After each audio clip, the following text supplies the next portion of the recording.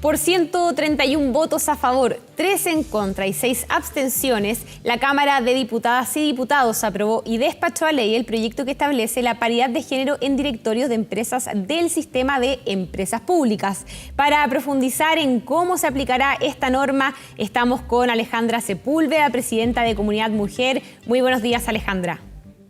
Hola, buenos días, ¿cómo estás? Muy bien, gracias. Alejandra, para partir, ¿qué significa en la práctica esta normativa que ya fue despachada de ley y que ya debería entrar en vigencia en los próximos días? Bueno, en la práctica significa institucionalizar un avance o un proceso de incorporación de este equilibrio de género en la empresa del sistema de empresas públicas que viene ya hace tiempo. Fue primero una meta presidencial del gobierno de la presidenta Bachelet, que mantuvo esta administración y básicamente lo que viene a dar es una señal de que esto ya no va a estar dependiendo de la voluntad política de la administración de turno, sino que más bien es algo que va a ser permanente, ¿no? Hoy en día las empresas del sistema de empresas públicas, que son alrededor de 20, que tienen más del 50% de propiedad a través de Corfo, de parte del Estado, son empresas que ya tienen alrededor de un 40 o un 41% de directoras de empresas en cada uno de estas organizaciones. Entonces, esto viene a institucionalizar, a transformar en una norma permanente. Como te decía, esto que venía sucediendo, y en ese sentido es una muy buena noticia. Lo que se hizo fue refundir 2 proyectos de ley que se habían presentado hace tiempo atrás y finalmente dejar una intención legislativa en una ley que ya está aprobada y que ahora se espera que el gobierno del presidente Piñera pueda promulgarla lo antes posible. En ese sentido, Alejandra, esto, como tú nos ibas explicando, abarca a un grupo específico de empresas, el que no puedan exceder por más de un cierto número la cantidad de hombres o de mujeres en un directorio para lograr la paridad, así como se ha hecho en distintas instancias, y es a eso a lo que me gustaría conversar contigo. Se ha avanzado, por ejemplo, en que la convención sea paritaria. Vemos ahora también un avance y una buena noticia, como tú lo calificabas, con este tema de las empresas. ¿Esto debiera ser extensivo a todo organismo del Estado, a los gabinetes, por ejemplo, a los representantes, al interior de los propios ministerios? ¿Debiera el Estado ser un ejemplo en esta materia, cosa que en el futuro también sea una obligación, por ejemplo, para las empresas que son privadas? Bueno, nosotros creemos que sí. En Comunidad Mujer hemos propuesto que sí exista paridad en todos los órganos y poderes del Estado y los organismos autónomos, en las elecciones, por supuesto, en las elecciones populares. Tú sabes que aquí hoy día solamente tenemos paridad, el mecanismo de paridad en la Convención Constitucional. En las próximas elecciones parlamentarias lo que va a regir es el equilibrio de género, son las cuotas de género que no aseguran resultados, sino que están incorporadas en las listas de candidaturas a nivel nacional, tampoco distrital. Entonces tenemos que avanzar a que la paridad sea la regla y no la excepción, por supuesto partiendo por las elecciones populares, todas las otras, digamos, ya pasamos las elecciones locales, pero me imagino que la siguiente, y por supuesto asegurar esa presencia equilibrada en los poderes del Estado, por supuesto, por ejemplo, en los tribunales de justicia. O sea, necesitamos básicamente que la experiencia de las mujeres se exprese en una representación sustantiva, que nos va a permitir, por supuesto, tener una conexión y una interpretación mucho más precisa de la realidad de esta desigualdad de género que enfrentan las mujeres. Hoy día hay un notorio rezago, por supuesto, en los directorios y en los gobiernos corporativos de las empresas privadas, y siempre es deseable que a través de la institucionalización de estas políticas, a través de las normativas, se vayan empujando todos estos cambios que terminen permeando la sociedad en su conjunto. Alejandra, ¿cuál es la importancia o más bien la relevancia que adquiere una normativa como esta en tiempos donde la presencia femenina, la presencia de las mujeres en el mercado laboral ha aumentado, y por otra parte también vemos los números que dejan la pandemia precisamente también en la participación femenina en el mercado laboral, donde han sido las mujeres quienes se han visto principalmente perjudicadas en sus puestos de trabajo con el tema del coronavirus, ¿no? Entonces, ¿cuál es la importancia de la representación de las mujeres en estos directorios, teniendo en consideración también el escenario que se está viviendo a nivel país y a nivel mundial? Temas de empatía, por ejemplo, hablaban algunos.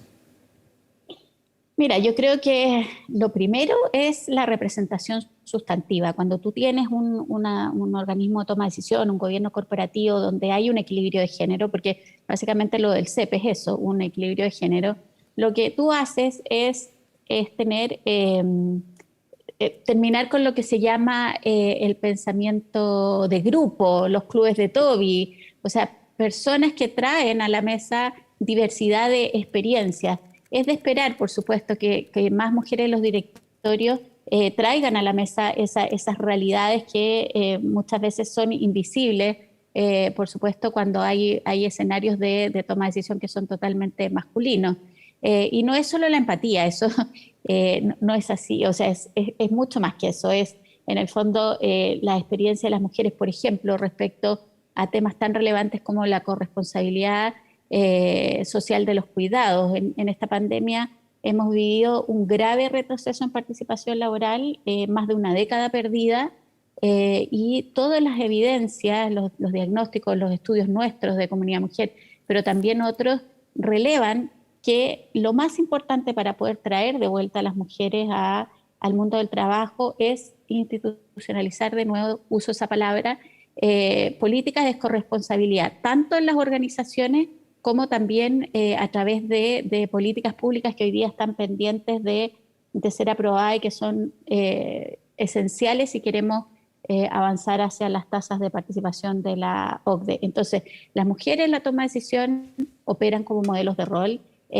quiebran este pensamiento de grupo o los clubes de Toby, traen a la mesa nuevas temáticas, nuevas experiencias, su propio background, y por un tema obviamente de socialización y de lo que han vivido las mujeres a lo largo de su vida y en la cultura en la que estamos insertos, también tienen una conexión mucho más directa y una comprensión más clara de lo que pasa en la vida cotidiana de las mujeres y de las personas, ¿no? Y ahí está el tema de la gran tensión que hoy día existe para las trabajadoras mujeres en cuanto a cuidados de la familia y del hogar.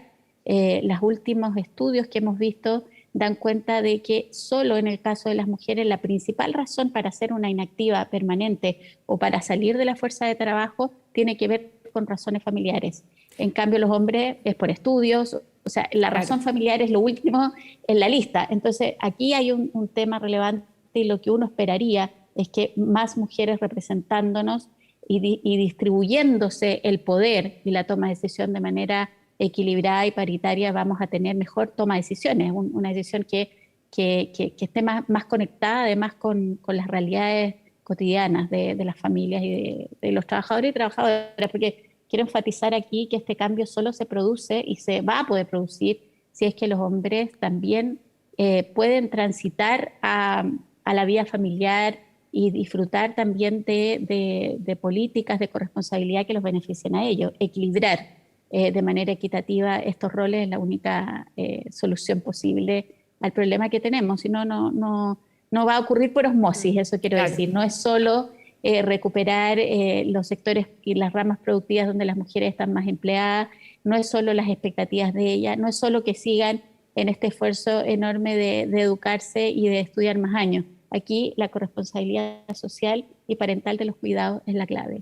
Alejandra, en ese sentido y teniendo en consideración lo que se aprueba ayer en el Congreso, que nos sirve también para poder seguir ahondando en estos temas, donde poder conversar de la importancia de la paridad, ¿cómo ves tú la evaluación que ha habido en el último tiempo, por ejemplo, con las políticas públicas que se han impulsado en favor precisamente específicamente de esto, de tener una sociedad más paritaria, una sociedad donde las mujeres también estemos representadas y tengamos esa misma fuerza laboral de la que tú hablabas? ¿Cómo ves la evaluación de este tiempo? ¿Estamos muy al debe todavía? ¿Nos falta todavía por seguir avanzando? ¿En qué sí se ha avanzado? Si nos pudieras ir contando un poquito de eso. Bueno, seguimos muy al debe, pero estamos en un punto de inflexión, en un momento bastante importante en términos de la visión que tenemos de los desafíos hacia el futuro. Yo quiero decir que la paridad es una conquista de las mujeres, del movimiento de mujeres, del movimiento feminista. En el caso del resultado de la Convención Constitucional, eso es muy claro cómo las organizaciones nos articulamos para poder hacer esa demanda pensando que la nueva constitución significaba un momento excepcional de nuestra democracia que exigía una representación paritaria para el órgano que iba a redactar nuestra nueva constitución y, por supuesto, se pudo lograr y en ese sentido estamos siendo un ejemplo inédito para el mundo. Y de alguna manera lo que hace esta paridad es que nos fija un estándar a seguir hacia adelante, un estándar para la toma de decisiones, para la distribución del poder y de ahí lo que estábamos hablando antes de la importancia de que las mujeres estén representadas en los directorios, por supuesto, en los gobiernos corporativos, en la pirámide organizacional, en la alta gerencia, en el poder ejecutivo, los poderes del Estado, ejecutivo, legislativo, judicial y así. Pero también hay mucho que hacer, mucho pendiente. Yo te diría que de los temas más críticos que enfrentamos hoy día está el mercado laboral. Ahí tenemos una crisis grave en términos de perspectiva de las mujeres y eso implica que tenemos que ponernos un foco muy, muy, muy relevante y un esfuerzo y un impulso por traerlas de vuelta al mercado laboral en condiciones iguales, de calidad, con cero brecha salarial, con la oportunidad de que ellas también tengan espacios de desarrollo en los sectores productivos más masculinizados, no solamente en aquellos que han sido tradicionalmente los que emplean a las mujeres. Necesitamos hacer un trabajo muy importante de reconversión laboral, de integrarlas al mundo de las nuevas tecnologías, de los trabajos que tienen un vínculo con lo digital, porque es lo que se viene con esta pandemia. Como decía antes, no tenemos hoy día políticas de corresponsabilidad parental y social de los cuidados que realmente aseguren esta distribución equitativa de roles y ahí empiezo con lo pendiente. Tenemos que reformar la ley de sala cuna, que es un gran desincentivo a la contratación de mujeres y es posible que esté también hoy día siendo parte de la razón por la cual la recuperación de empleo de las mujeres está siendo muchísimo más lenta que la de los hombres, independientemente que el tema de la cuarentena y de que hoy día estén las clases online también es, es un escollo en este minuto, por supuesto, para esa mayor participación. Y también tenemos algunas otras señales que son buenas noticias. Por ejemplo, la semana pasada el Banco Central en el IPOM de junio dedica una cápite a la participación laboral de las mujeres, lo pone como un grupo muy relevante al que ayudar, al que apoyar para su reinserción. Y lo más importante de todo es que por primera vez una autoridad y la autoridad monetaria mide cuánto es el aporte del trabajo doméstico y de cuidado no remunerado al PIB del país. Y en el 2020 el Banco Central calcula que esto es de un 26%, que es muchísimo más que cualquier rama productiva y actividad económica, ¿no? Entonces, este cálculo que nosotros ya habíamos hecho en Comunidad Mujer previamente, lo que da cuenta es de una nueva forma de mirar una dimensión de la vida que es demasiado relevante para el funcionamiento de la sociedad y de la economía. El Banco Central también anunció que iban a empezar a construir la cuenta satélite de hogares, lo que va a permitir ir midiendo el uso del tiempo de manera periódica, haciendo estos cálculos y por lo tanto diseñar políticas públicas mucho más, de nuevo, conectadas con la realidad y las necesidades de la familia de nuestro país. Y ahí la corresponsabilidad es la gran clave. Entonces, eso es una buena noticia. Ha habido en este tiempo de pandemia también una serie de políticas que han ido en favor de tratar de alguna manera de apoyar a las familias que están en este minuto con esta necesidad de cuidado tan grande. La extensión del postnatal de emergencia ha sido positiva, costó al principio, pero luego es una política que se ha mantenido como una política temporal, pero lo que uno quisiera o esperaría después de la crisis es que ojalá pudiéramos tener en nuestro país un postnatal obligatorio para los hombres, que fuera un derecho exclusivo de ellos, que eso todavía no lo tenemos en nuestro país. Sí, Alejandra, para ir cerrando, te quería preguntar, que claro, que tiene relación con la incidencia que ha tenido todo el tema de la pandemia en las mujeres. Vimos que fue un año muy complicado precisamente por lo que tú estás hablando, por el tema como el de la corresponsabilidad, por ejemplo, durante el año 2020. ¿Qué ha pasado este 2021? ¿Se ha mantenido esa mala tendencia, por decirlo de alguna forma, en la que las mujeres todavía siguen siendo las más perjudicadas, o eso ya ha decantado un poco? Si pudiéramos andar un poquito de eso cortito. No, yo creo que no ha decantado. Como te decía antes, la recuperación del empleo de las mujeres está siendo muy lenta. Las que más han podido recuperar su empleo o reconectarse, las que han tenido su empleo suspendido o permanecer trabajando a través del teletrabajo son las mujeres profesionales. Pero hay un grueso, una parte muy importante de la población de las mujeres que hoy día sigue cuidando, que está en sus casas, que renunció a buscar trabajo. Estamos hablando de 900.000 mujeres que salieron de la fuerza laboral porque se están dedicando hoy día a cuidar a los hijos, a trabajar, a tratar de apoyarlos en sus clases online, porque no tienen ninguna red de apoyo, no hay salas cunas y jardines abiertos. Todos los dispositivos de cuidado comunitario están siendo también muy pocos porque en el fondo estamos todos encerrados, las cuarentenas han seguido por tiempos prolongados. Entonces, la verdad es que la realidad de las mujeres no ha cambiado demasiado desde el año pasado hasta ahora. Además, no te olvides que también tenemos el otro gran problema, que es la violencia de género, y que por supuesto que se incrementa en tiempos de confinamiento, donde las mujeres están ahí en la casa con su agresor.